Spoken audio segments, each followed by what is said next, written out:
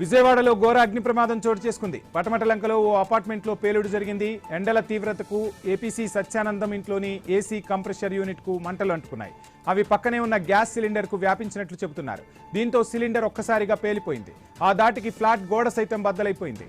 ఆ గోడ రాళ్లు పక్క అపార్ట్మెంట్లోకి ఎగిరిపడ్డాయి. అవి తగిలి ఒకరు మృత్యువాత పడ్డారు.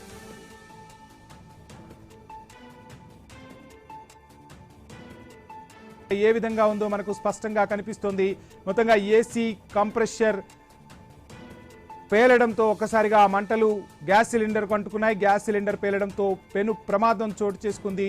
ఒక్కసారిగా ఆ గోడకి సంబంధించిన శకలాలు ఏవైతే ఉంటాయో ఆ శకలాలు పక్క ఇంట్లోని వ్యక్తిపై పడటంతో అతను అక్కడికక్కడే మృతి చెందినట్టుగా తెలుస్తోంది.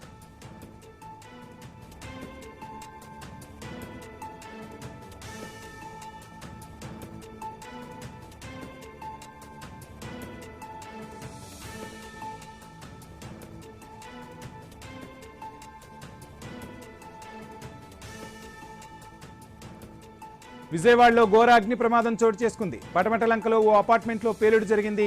ఎండల తీవ్రతకు ఏపీసీ సత్యానందం ఇంట్లోని ఏసీ కంప్రెషర్ యూనిట్ కు మంటలు అంటుకున్నాయి.